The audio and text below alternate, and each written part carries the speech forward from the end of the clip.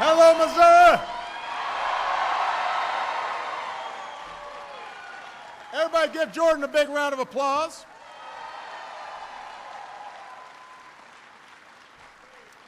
I just want to say about Jordan, third generation Ford employee. She's going to school during the week, works at the plant on the weekends, getting a degree in business management, and will be taking Alan's place running the company in about, I don't know, hell, it may take a few years, but we're so proud of her, and congratulations to everything that she represents. When you see young people like that who are working so hard, making something of themselves, and are rooted in a community like this one, it really makes you proud. So before I get started, there are a couple other folks that I want to introduce. They're working for you day in and day out. First of all, your outstanding governor, Jay Nixon, his wife, Georgianne.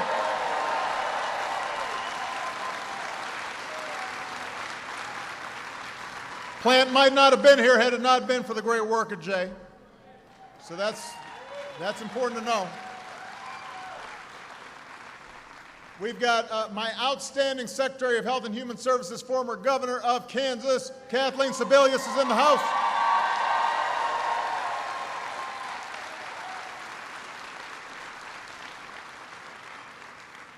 She basically just came because her son and his fiancée are here. But we're glad she's here. One of my greatest friends and just a tough, smart, dedicated public servant, Senator Claire McCaskill is here. Give Claire a big round of applause.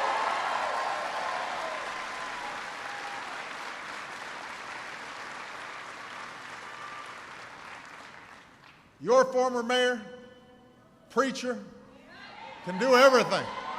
Emmanuel Cleaver's in the house.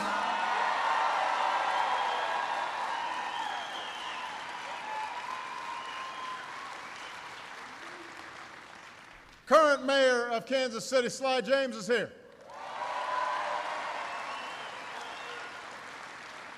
Mayor of Kansas City, Kansas, Mark Holland is here.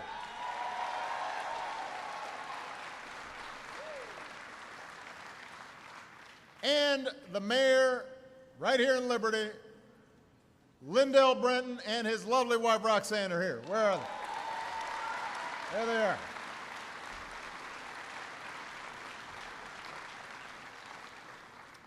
Now, when I said I was flying into Kansas City to see an incredible success story in action, I did not think I was going to be talking about the Chiefs.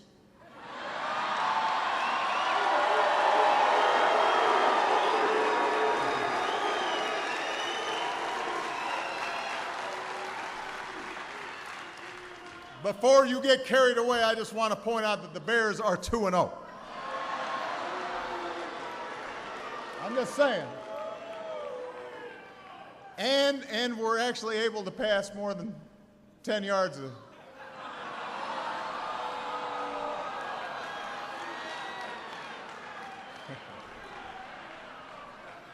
Just a little trash talking.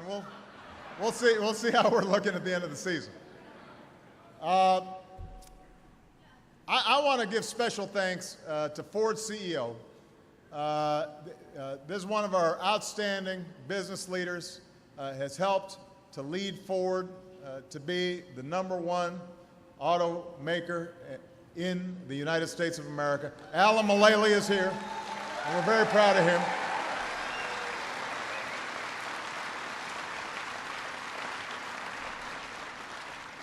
Doesn't matter if you've got an outstanding CEO if you don't have outstanding workers, and the president of Local 249, Jeff Wright, is here.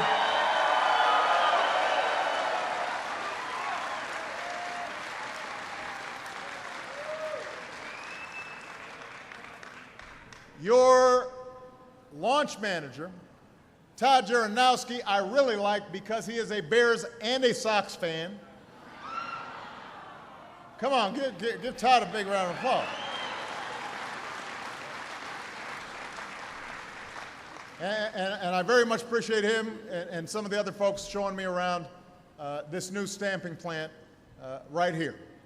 Now, you may not be aware of this, but you and I have a little history together. I may roll in a Cadillac these days. No, but it's not my car. I'm renting, just like my house.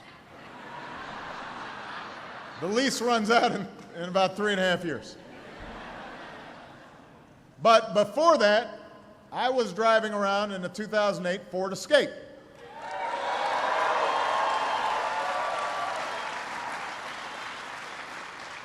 Came right off these assembly lines. Some of you might have been involved in building it. It was a great car. Problem is, I got Secret Service about a month after I bought the car, so I've only got 2,000 miles on it. It is in mint condition. So I want to say thank you for building my car, but I also came here to talk about what's got to be the #1 priority in this country, and that is growing our economy, creating new jobs, and making sure that everyone who works hard in America has a chance to get ahead. It's our #1 priority.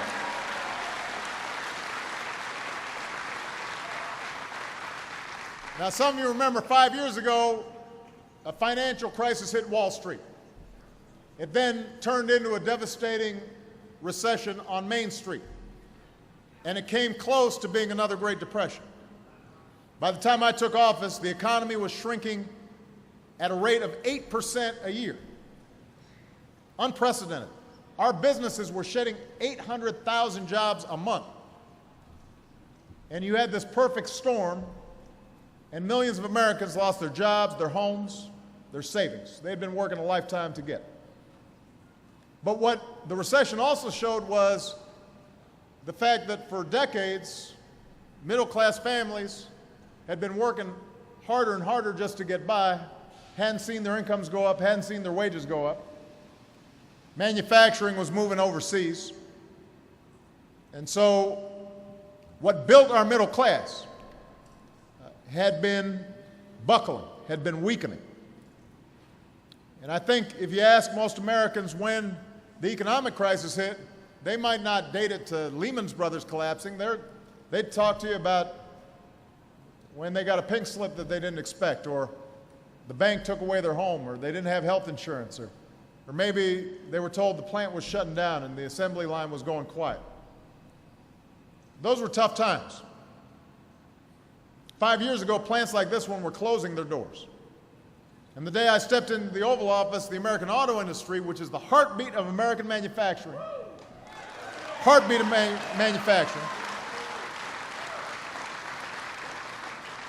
the auto industry was flatlining. Ford was standing on its own 2 feet, had made some smart decisions, but Alan will tell you, if GM and Chrysler had gone down, suppliers would go down, dealers would have gone down, and all of that would have had a profound impact on Ford. I refused to let that happen, so we worked with labor, we worked with management, everybody had to make some sacrifices, everybody put some skin in the game. We bet on the American worker, we bet on you, and today that bet has paid off because the American auto industry has come roaring back.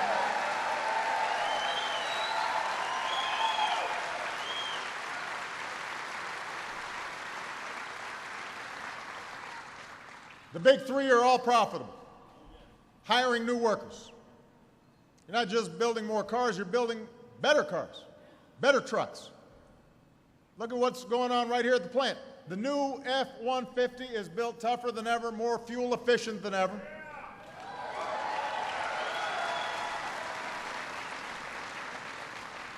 You've got trouble making them fast enough. You had to bring on a third shift of 900 workers just to keep up with demand.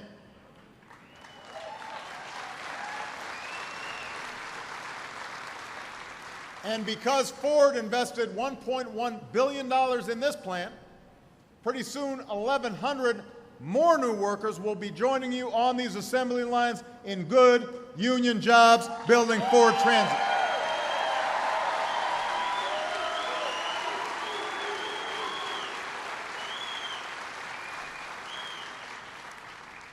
some more jobs building cars. That means more jobs for suppliers. It means more jobs for distributors. It means more jobs for the folks who own the restaurant here in town, or the bar, depending on.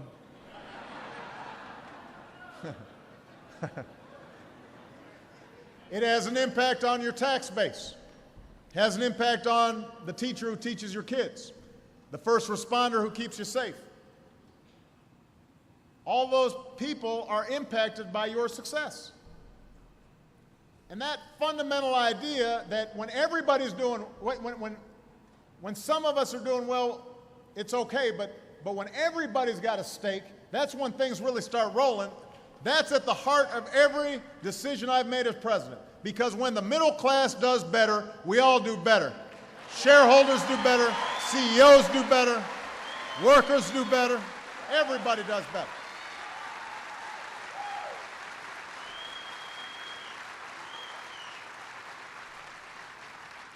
So, in the depths of the crisis, we passed a Recovery Act to make sure that we put a floor below which this country couldn't fall. We put money in folks' pockets with tax breaks. We made sure that people were rebuilding roads and bridges, keeping things going, helping to keep teachers and firefighters and cops on the job. Today, 3.5 years later, our businesses have added 7.5 million new jobs. 7.5 million new jobs. We helped responsible homeowners stay in their homes. Won one of the biggest settlements in history on behalf of people who had wrongfully lost their homes because banks hadn't done things right. Today, our housing market is healing. We took on a tax code that was too skewed towards the wealthy. We gave tax cuts, locked them in for 98% of families. We asked those in the top 2% to pay a little bit more. Today, middle-class tax rates are near their all-time low. The deficits are falling at the fastest rate since World War II. That's what we did.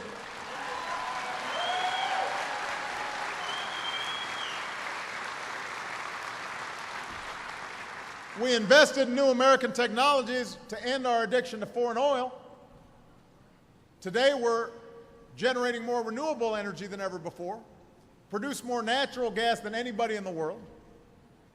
We're about to produce more of our own oil than we buy from overseas for the first time in nearly 20 years.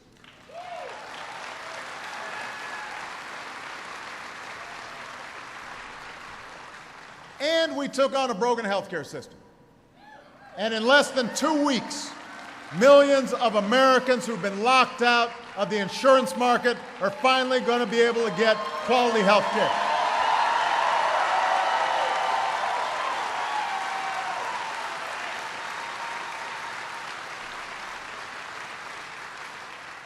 Out of every 10 Americans who are currently uninsured, 6 out of those 10 are going to be able to get covered for less than $100 a month, less than your cell phone bill.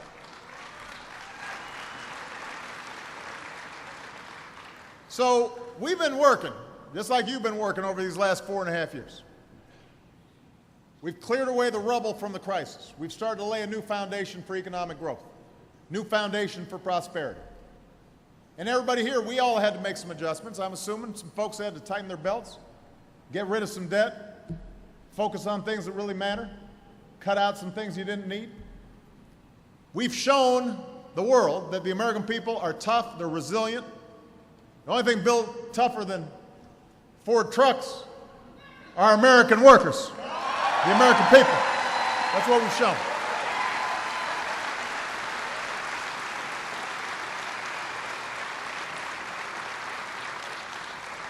All right, so that's the good news.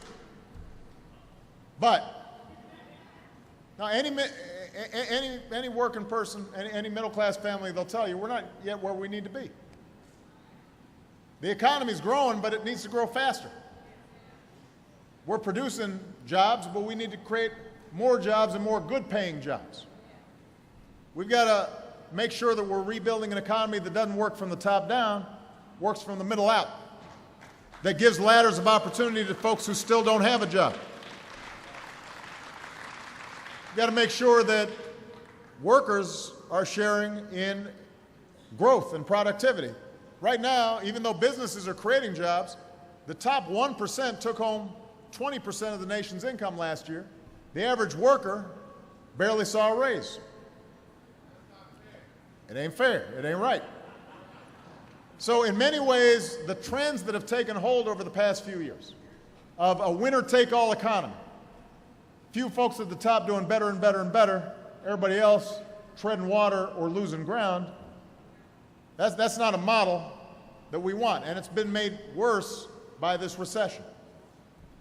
So what I've been doing over the last couple months, I've been visiting towns like Liberty, traveling all across the country, talking about what we need to do to reverse those trends, make sure we've got a better bargain for middle-class America. Good jobs that pay good wages, an education that prepares our kids for a global economy, a home that is secure, affordable health care that is there when you get sick, a secure retirement even if you're not rich. All those things that make for a secure life so you can raise your kids and have confidence that they're going to do better than you did. That's what I'm focused on. That's what you're focused on. That's what Congress should be focused on.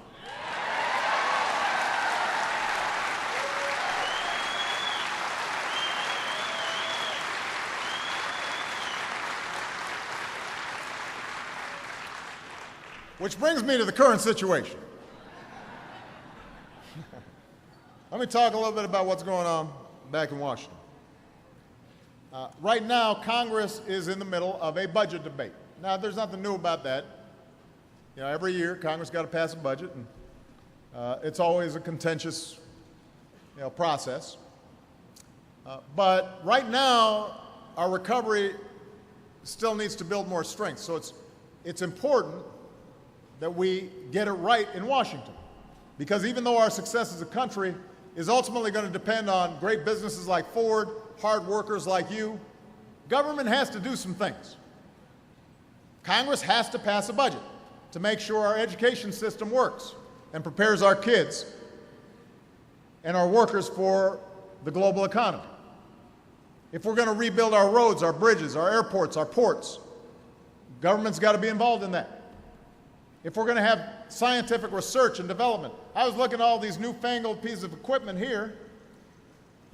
Some of the things that allowed the efficiencies of this plant originated in laboratories and scientists doing work on the government's dime. That's how we always maintain our cutting edge. These are things that help us grow. These are things that help the private sector succeed. So when people tell you somehow government is irrelevant, no, everything we do has some connection to making sure that we collectively, as a democracy, are making some smart investments in the future. That's how it's always been. So, what Congress is doing right now is important. Unfortunately, right now the debate that's going on in Congress is not meeting the test of helping middle-class families. It's just, they're not focused on you. They're focused on politics. They're focused on trying to mess with me. They're not focused on you. They're not focused on you.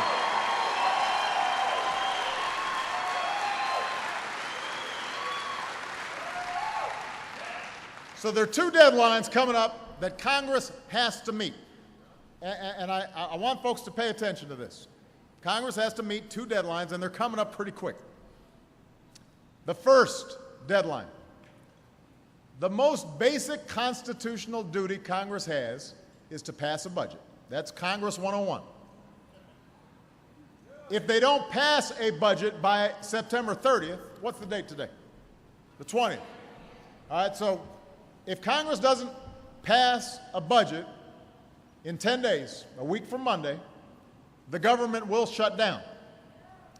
A government shutdown shuts down many services that the American people rely on. This is not abstract. hundreds of thousands of Americans will not be allowed to go to work. Our men and women in uniform, even those deployed overseas, won't get their paychecks on time. Small businesses, they won't get their loans processed. Now, none of that has to happen as long as Congress passes a budget. Number one, passing a budget. Number two, in the next few weeks, Congress must vote to allow the Department of the Treasury to pay America's bills. All right? Our Treasury Department, that's where we take in money and we pay, right? Real simple. This is usually done with a simple, routine vote to raise what's called the debt ceiling. If you don't raise the debt ceiling, America can't pay its bills. Since the 1950s, Congress has always passed it. Every president has signed it. Democrats, Republicans, Ronald Reagan, Lyndon Johnson, it doesn't matter. This is just a routine thing that you got to do so that Treasury can pay the bills. If Congress doesn't pass this debt ceiling in the next few weeks, the United States will default on its obligations. That's never happened in American history. Basically, America becomes a deadbeat. If the world sees America not paying its bills, then they will not buy debt, Treasury bills, from the United States, or if they do, they'll do it at much higher interest rates. That means somebody wanting to buy an F-150 will have to pay much higher interest rates eventually, which means you will sell less cars. That's just one example of how profoundly destructive this could be. This is not some abstract thing. And this is important. Raising the debt ceiling is not the same as approving more spending. Any more than making your monthly payments adds to the total cost of your truck. You don't say, well, I'm not going to pay my bill, my note for my truck because I'm going to save money. No, you're not saving money. You already bought the truck, right? You have to pay the bills. You're not saving money. You might have decided at the front end not to buy the truck, but once you bought the truck, you can't say you're saving money just by not paying the bills. Does that make sense?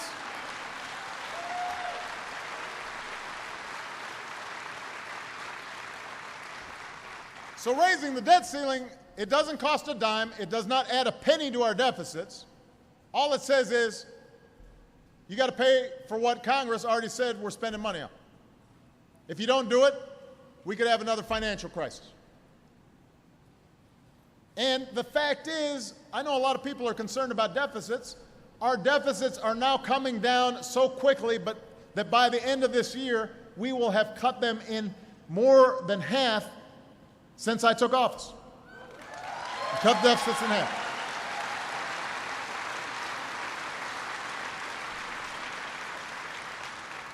So I just want to break this down one more time.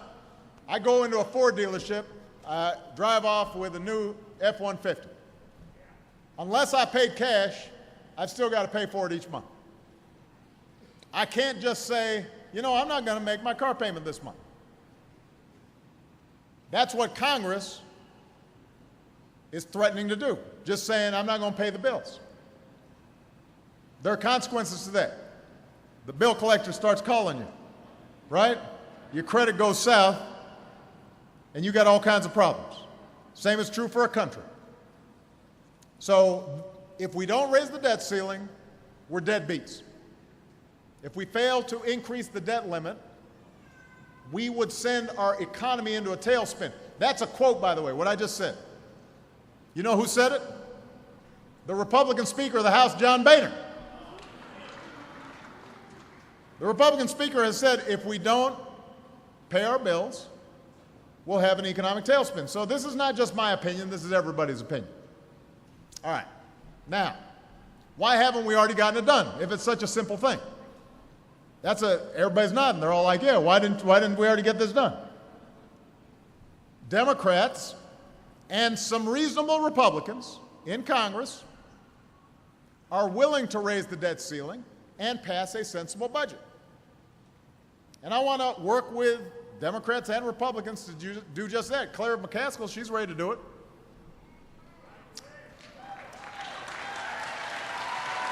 Congressman Cleaver, he's ready to do it.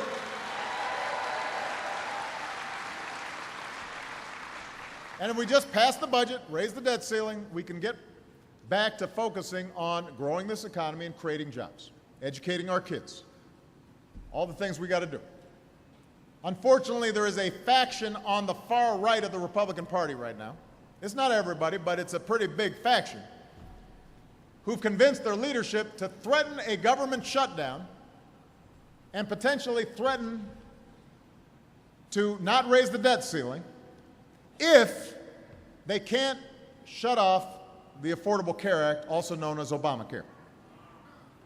Now think about this. They're not talking now about spending cuts. They're not talking about entitlement reform. They're not talking about any of that. Now they're talking about something that has nothing to do with the budget, right?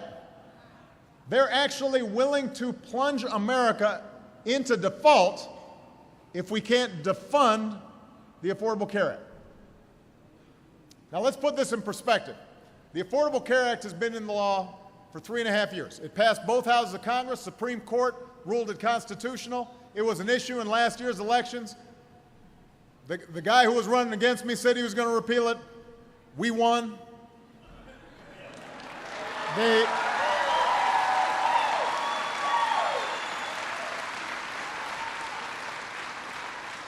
So, the voters were pretty clear on this. And then Republicans in Congress, they've tried to repeal or sabotage this more than 40 times. They've had these repeal votes.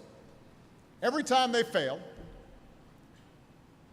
This law that is in place is already providing people benefits. It's not holding back economic growth. It's helping millions of Americans, including some of you or your family members that you may not be aware of. You can keep your kid on your own health insurance plan, somebody's raising their hand right here, until they're 26 because of the Affordable Care Act.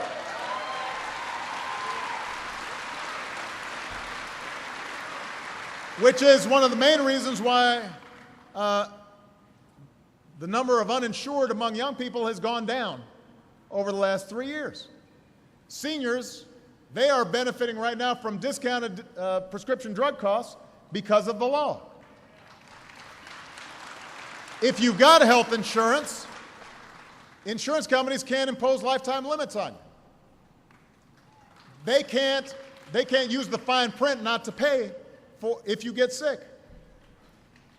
Insurance companies have to spend 80% of your premiums on your health care, not on administrative costs and CEO bonuses.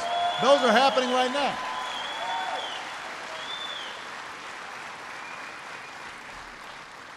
And health care costs have actually increased at the slowest rate in 50 years. So this is helping to reduce health care costs across the economy.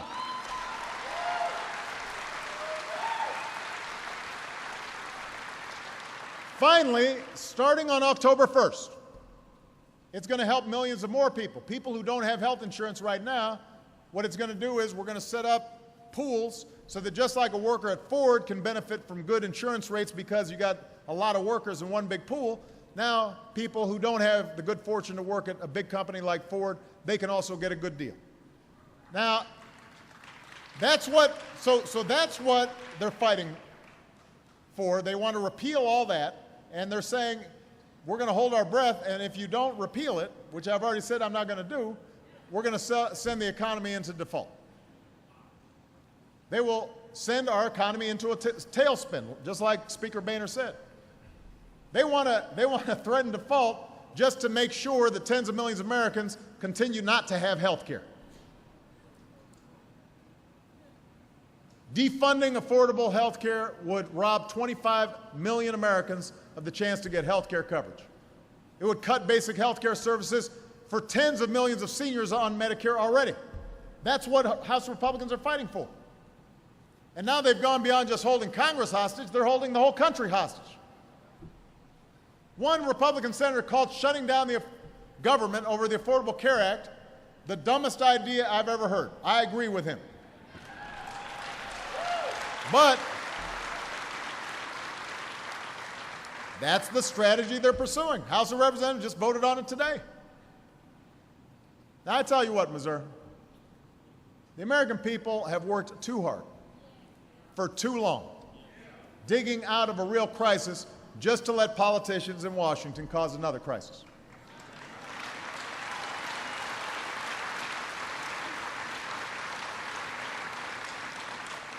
This is the United States of America. We're not some banana republic. This is not a deadbeat nation. We don't run out on our tab. We're the world's bedrock investment. The entire world looks to us to make sure the world economy is stable. We can't just not pay our bills. And even threatening something like that is the height of irresponsibility. So what I've said is, I will not negotiate over the full faith and credit of the United States.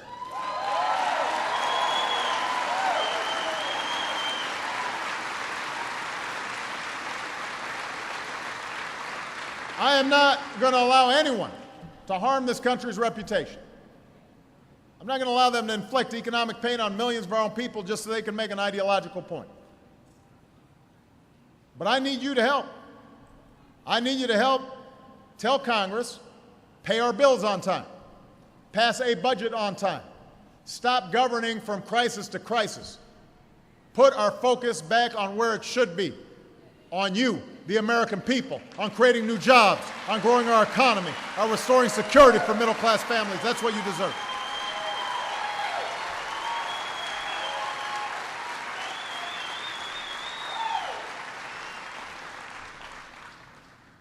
I mean, I don't know. It's like they do this every 6 months. Isn't it? I mean, I don't mind them disagreeing with me. They don't like the Affordable Care Act. They'd rather have people not have health insurance. You know, I'm happy to have that debate with them. But you don't have to threaten to blow the whole thing up just because you don't get your way. Right?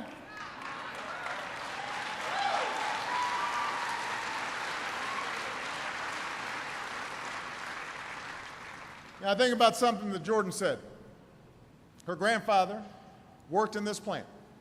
Uncle, stepmom worked in this plant. Now she and her brother work in this plant, punching in as part of the next generation of American workers at a great, iconic American company.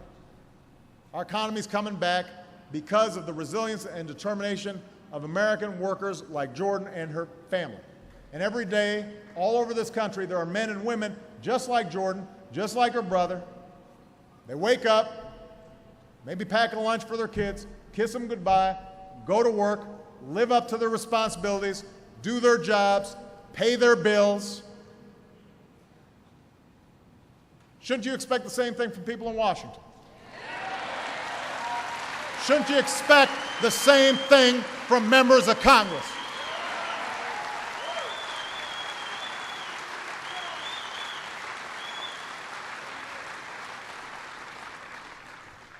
Just do your job. Don't be the other guy. Be the guy who's doing your job.